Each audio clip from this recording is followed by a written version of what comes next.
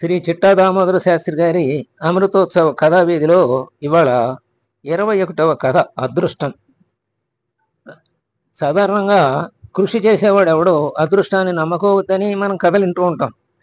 అదృష్టం దానంతటిగా అది వస్తే పర్వాలేదు, కానీ అదృష్టం కోసం మనం ఎదురు చూసి మన కృషిని మాత్రం అనుకోకూడదు.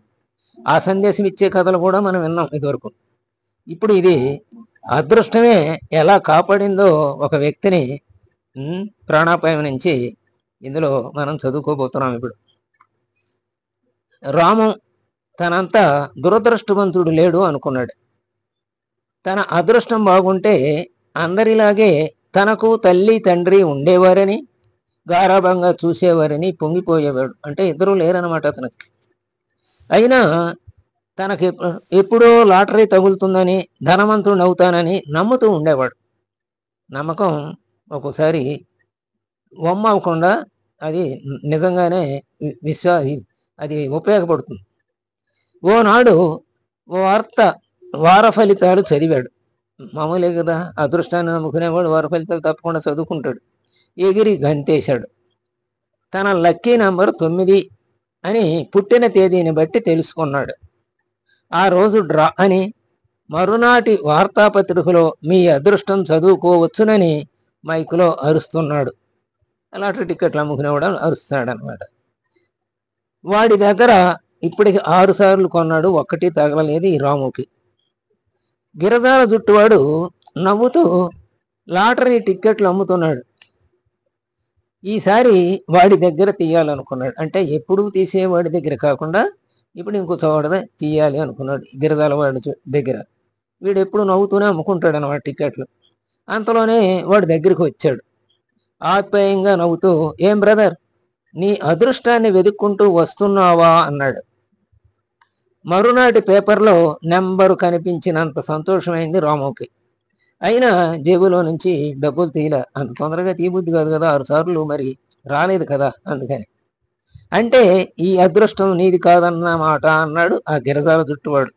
అంటే వాళ్ళు కూడా ఎలా మనని కొనిపించాలో వాళ్ళకి ఆ నైపుణ్యం ఉంటుంది కదా టిక్కెట్లు అమ్ముకునేవాడికి. ఎవరికైనా తన వ్యాపారంలో తాను చెప్పేవన్నీ కూడా తాను ప్రోత్సహించి చెప్పేయే మరి అట్లా చేయిస్తుంటారు. వాళ్ళ వస్తువును కొనిపించడానికి అంత నైపుణ్యంగా మాట్లాడుతుంటారు. ఈ గిరిజన జుట్టువాడు కూడా అంత నైపుణ్యం గలవాడు అన్నమాట. ముందుకు సాగుతున్నాడు. అప్పటికి రాముకి మనసులో మదన ఓ కొలికి వచ్చింది. అమ్మయ్య సరే తీద్దాంలే అనుకుంటూ ఉన్నాడు అనమాట. టికెట్ కొనడానికి నిశ్చయించుకున్నాడు. జేబులో పత్తా చెప్పుని జేబులో చెయ్యి బయటికి తీశాడు. దానితో పాటు 2 రూపాయల నోటు వచ్చింది ఆయన. దానిని ఆ గిరసాల జుట్టువాడి చేతికి అందించేలోగానే ఒక 60 మంది వచ్చారు. తల టికెట్టు కొనుక్కుపోయారు. అప్పుడు వాడు నవ్వుతూ, నీవు అంత సులభంగా కొనవు కదయ్యా అంటూ రాముని అంటున్నాడు అనమాట.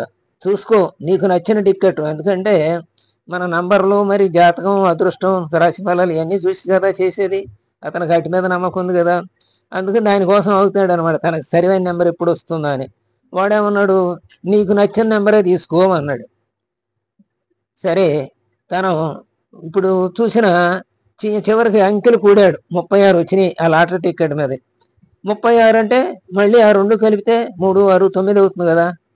అప్పుడు ఆ టికెట్, ఎందుకంటే తనది లక్కీ నెంబర్ 9 అని జాతకాన్ని బట్టి వారఫలాన్ని బట్టి తెలుసుకున్నాడు కదా, అతని నక్షత్రాన్ని బట్టి. అందుకని ఆ టికెట్ తీసాడు అన్నమాట. ఇక ఆ టిక్కెట్లో అంకెల్ని మళ్ళీ ఒకసారి కూడుకున్నాడు. మరి పొరపాటు పడ్డానా, మరి సరిగా చూసుకున్నానా లేదా అని. మొత్తానికి సంతృప్తి పడ్డాడు. రెండోసారి కూడా చూసుకుని.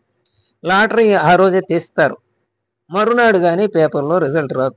మరి రేపు పరీక్షనగా ఎంత ఆందోళనగా ఉంటాడో విద్యార్థి. లాటరీ టికెట్ కొన్నాడు కూడా, పరీక్ష రెండో ఫలితాలు వచ్చే ముందు రోజు అంత ఆందోళనగానే ఉంటాడు సహజంగా. అందుకని సతమతం అవుతున్నాడు రాము ఆ రాత్రి అంతా. డ్రా జరిగింది, పేపర్లో ప్రకటించడం కూడా జరిగిపోయింది. టికెట్ భద్రంగా దాచాడు. ఆ నెంబర్ కాగితం తన జేబులోనే ఉంది. గుండె మహావేగంగా కొట్టుకుంటూ ఉంది. గుండె చిక్కబట్టుకుని రోడ్డు ఎక్కాడు. అంతలో ఆ గిరజాల జుట్టువాడు ఎదురయ్యాడు.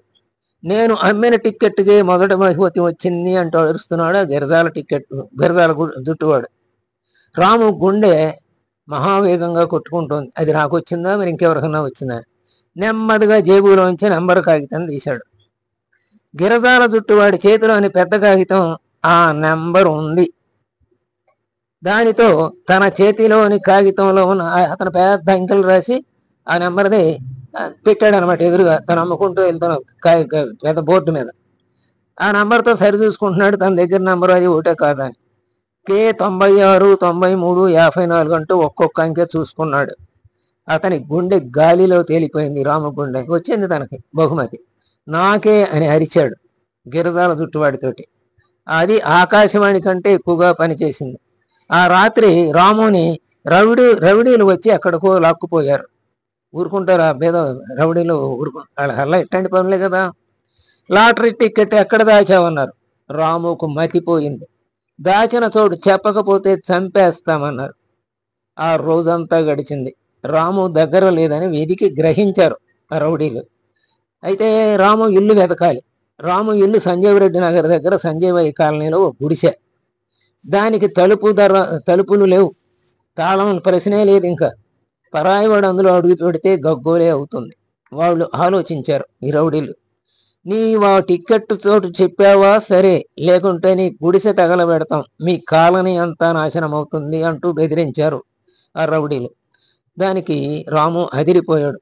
తల్లి తండ్రి లేని నన్ను ఇరుగు పొరుగు వారే చక్కగా సాకారు, అది గుర్తుంది తనకి. అందుకని ఇప్పుడు గనక తాను ఇప్పుడు అదృష్టవంతుడిని అనుకుంటున్నాడంటే అది ఆ మానవుల చలవే, తన తోటి పక్కనున్న వాళ్ళ చలవే. వాళ్ళు తన మూలంగా ఇప్పుడు చావడానికి వీల్లేదు. కాబట్టి ఆ లాటరీ టికెట్ ఎక్కడుందో చెప్పాలని నిర్ణయించుకున్నాడు. నా దగ్గర ఉంటే అది భద్రంగా ఉండదని ఆగాడు. అంటే నా దగ్గర ఉండదని ఉంటే భద్రంగా ఉండదని చెప్తూ నడిచాడు అనమాట. అరే చెప్పరా బే, నెత్తి మీద ఒక దెబ్బ వేశారు వాళ్ళు. అందులో ఒకడు ఖాదర్ అనేవాడు ఉన్నాడు, వేసాడు ఒక దెబ్బ. మరి వాళ్ళకి ఇదేగా పని. దాంతో రాము కళ్ళు తిరిగి పడిపోయాడు. అలా ఎన్నిసార్లు పడిపోయాడో తెలియదు, అంటే ఎన్ని దెబ్బలు పుట్టారో తెలియదు రామని. ఆనందించిన వాళ్ళు అది చూసి మరి మిగతా రౌడీలు అందరూ ఆనందిస్తుంటారు కదా. అట ఆయన దెబ్బలు పడిపోవటం, మిగతా వాళ్ళు అక్కడ ఉన్నవాళ్ళు ఎన్నిసార్లు ఆనందించారో మనకు లెక్క తెలియదు. పడిపోయిన రాముకి కూడా తెలియదు. ఈసారి రాము ఒళ్ళు తెలియగానే అవ్వా అన్నాడు. ఒరే నీకు అందరూ అవ్వలే కదరా, ఏ అవ్వకిచ్చావో చెప్పరా సరిగా, లేకపోతే నీ కాలనీలో ఉన్న అవ్వలందరికీ ముడుతుంది రోయ్ అన్నారు వాళ్ళు. రాముకు జ్ఞానోదయమైంది. నోరు తెరిస్తే ఎవరి ప్రాణమో పోయేటట్లుంది. జాగ్రత్తగా చెప్పాలి, తన వల్ల ఎవరికి హాని కలగకూడదు. అందుకని శిలకమ్మ అని చెప్పాడు పేరు. పతా చెప్తావా లేదా? పత అంటే అడ్రస్, చిరునామా చెప్పరా ఆమె ఎక్కడుందో అన్నారు వాళ్ళు. హనుమంతుడి గుడి వెనక అన్నాడు. వీడిని చూసుకోండిరా అంటూ దెబ్బలు కొట్టేవాడు వెళ్ళిపోయాడు అక్కడి నుంచి. పీటరు టిక్కెట్టు బదిరం, అంటే పీటర్ అనేవాడు ఉన్నాడు. పీటరు అడి పేరు. ఒకడేమో ముస్లిము, ఒకడేమో క్రైస్తవుడు అనమాట. ఇక్కడ పీటరు అరిచారు మిగిలిన వాళ్ళు. ఆ తర్వాత వాళ్ళు కబుర్లలో పడ్డారు. అప్పుడు ఈ సువర్బచ్చ మూలంగా ఎంత ఖరారైందిరా అన్నాడో మొరటివాడు అందులో వాళ్ళల్లో ఒకడు. వీడు నిజంగా అదృష్టవంతుడు రా, ఖాదీరు పీటర్ దెబ్బలు తిని కూడా వీడు చెక్కు చెదరలేదు. వీడు మన గ్యాంగ్లో ఉంటే బాగుండును అన్నాడు మరొకడు. దొంగనాయాల, వీడికి నీవు గురువు అవుతావంటరా, ఆడు సన్నాసి నువ్వు సన్నాసి అన్నాడు ఖాదీరు. వాళ్ళు ఉన్నది ఓ పాడుబడిన గుడి, ఊరికి దూరంగా ఉంది. తూర్పు రేఖలు విరిసినాయి. చుట్టూ నిర్మానుష్యం, అంటే మళ్ళీ కొద్దిగా తెల్లారుతుందన్నమాట. ఆ సమయంలో అక్కడ నిర్మానుష్యం అనేది, అరిచిగి పెట్టిన ఆలకించే నాదుడు ఉండడం. ఈ రాక్షసులు జనారణ్యంలోనే తమ ప్రతాపాన్ని నిరాఘాటంగా చూపిస్తారు. మరి ఈ శిలకమ్మ ఉంది కదా, ఇప్పుడు అక్కడికి వెళ్తున్నారు అనమాట వీళ్ళు. తెల్లారుతుందన్నమాట. ఇక నిర్మానుష్యమైన చోట వారికి ఇంకా అడ్డా పాట ఏమీ ఉండదు, అడ్డు ఆపు ఉండదు కదా. మనుషులున్న చోట పట్టపగలే హత్యలు చేసి ఎన్నో చూస్తున్నాం కదా మనం. ఈలాగున రాము ఆలోచిస్తూ ఉండగా పీటర్ ఓ వార్తాపత్రికతో వచ్చాడు. వస్తూనే చెప్పాడు, రే శిలకవ్వ ఆ క్రితం రాత్రే చనిపోయిందంట అని. వెతకటానికి కాదు కదా, ఆ ఛాయలకు కూడా పోవడానికే వీలు లేకపోయిందన్నాడు వచ్చినాడు ఆ పీటర్. ఆమె కోసం వెళ్ళారు, పతా చెప్పాడు కదా అడ్రస్, వెళ్ళాడు, అక్కడేమో చచ్చిపోయింది. మరి ఏం చేస్తాడు? అందుకని తిరిగి వచ్చి వాళ్ళకి కబురు చెప్పాడు. రాము మిగిలిన వాళ్ళ వెంక చూశాడు, ఆ రౌడీల వెంక. వాళ్ళ చూపుల్లో సందేహం తడుక్కుమంది. ఏ మళ్ళీ వీడు తప్పు చెప్పాడా నిజం చెప్పాడా అని. పీటర్ వాళ్ళ వంక చూడకుండా, నీ పేరు పేపర్లో పడిందిరా, ఏమి అదృష్టం రానిది అంటూ వాడు ఆ వార్తాపత్రికను రాము మొగం మీద విసిరేశాడు ఒక రౌడీ. తన పేరు పేపర్లో ఎక్కడుందో అని వెతుకుతున్నాడు రాము. అది చాలా గొప్ప వార్త. రాము అనే వ్యక్తి కనిపించటం లేదు అని వచ్చేసింది అందులో కూడా. మరి విలేకరులు ఉంటారు కదా, గబగబా వచ్చి ఇంటర్వ్యూ తీసుకోవడానికి అడగటానికి. మరి ఎవరికి కనిపించకపోతే తప్పిపోయాడు, వెళ్ళిపోయాడు. వాళ్ళకి అర్థమైంది ఎవడో తీసుకెళ్ళిపోయాడు ఇడికని. తను కొన్న టిక్కెట్కు లాటరీ తగలలేదు, పోలీసులు గాలిస్తున్నారు అని. అతను కొన్న టిక్కెట్కు లాటరీ తగలలేదు, పోలీసులు గాలిస్తున్నారని అంటే తప్పు వార్త ప్రచురించారన్నమాట. కొంచెం నిజం, తప్పు నిజం రెండు కలిసిన వార్త అది. పోలీసులు జీపులో వస్తున్నారు అన్నాడు ఖాదిరు. అది కూ అంటూ కూస్తూ వస్తోంది. దొంగలు పారిపోండి అన్నట్లుగా. అంటే మీరు మాకు కనపడొద్దు, పారిపోండి, మళ్ళీ మేము దిగాలి, మిమ్మల్ని పట్టుకోవాలి, ఇదంతా కష్టం అని. అంటే చలోక్తిగా రెండు రకాలుగా ఉపయోగపడుతుంది అది. ఒక్కోసారి దొంగతనం చేసేవాళ్ళు పారిపోవచ్చు, ఒక్కోసారి దొంగతనం చేసిన వాళ్ళు దాక్కుని ఆ దొంగతనాన్ని తర్వాత అమలు జరుపుకోవచ్చు.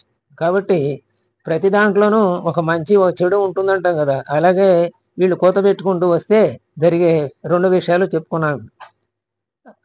ఆ పీటర్ సహా అందరూ పరుగులు అంకించుకున్నారు రౌడీలు.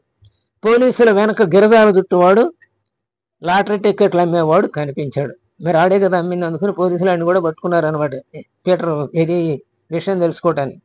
ఎలా తెలిసిందో సంజీవయ్య నగర్లో వాళ్ళకి తెలిసింది, వాళ్ళు చాలామంది వచ్చేసారు అక్కడ. తర్వాత శిలకమ్మను మోసుకుంటూ, చనిపోయింది కదా అని అందుకని మోసుకుంటూ రాగా మిగిలిన కాలనీ అంతా తరలి వచ్చారు. రాము అవ్వా అంటూ ఉరికాడు మరి ఆ చనిపోయిన ఆమె దగ్గరికి. శ్మశానానికి కొంత దూరంలో అవ్వ శవాన్ని దించారు. దీన్ని దింపుడు కళ్ళం అంటారు. పూర్వం ఎప్పుడో ఇలా దించగా అవ్వ బతికిందట అని పురోహితుడు అంటూ ఉండగా అవ్వ కదులుతుంది అన్నారు ఎవరో. రాము ఒక్కంగలా అక్కడికి వచ్చాడు, అవ్వను చూశాడు. అవ్వ కళ్ళు తెరిచి రామును చూసింది. ఆవిడ గుప్పిడి అప్పుడే వదిలింది. తడవకుండా మెరుస్తూ ఉన్న లాటరీ టికెట్ కనిపించింది. అవ్వా, నువ్వు బతికావే, నా అదృష్టం, నన్ను మంచిగా బ్రతకమని దీవించవే అంటూ ఆమె కాళ్ళ మీద పడ్డాడు రాము. అంతా ఏకంగా ఏమన్నారంటే అదృష్టం అన్నారు. లేకపోతే ఆ రౌడీలకు దొరికిపోయేది, రౌడీలు తీసుకుపోయేవాళ్ళు.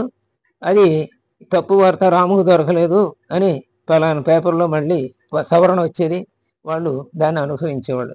కాబట్టి లాటరీ కొన్న వాళ్ళు ఎవరికైనా సరే మొత్తం ఎప్పుడైనా వచ్చిందంటే మనకు కొంచెం పెద్ద మొత్తంలో ఊరినే దాన్ని ప్రచారం చేసుకోకూడదు అని ఈ కథ సందేశం ఇస్తోంది. తర్వాత మన అదృష్టాన్ని ఎవరు చెరసలేరు అని కూడా ఈ కథ సందేశం ఇస్తుంది. అయితే ఈ సందేశంతో పాటు మనం కూడా గుర్తుంచుకోవాల్సింది ఏంటంటే, అదృష్టం దానంతటా అదే వెతుక్కు వస్తుంది అని మనం కూర్చుంటే అది ఒక్కోసారి వెళ్ళిపోవచ్చు కూడా మన గడదాటి. మన కృషి మనం చెయ్యాల్సిందే. అది స్వస్తి.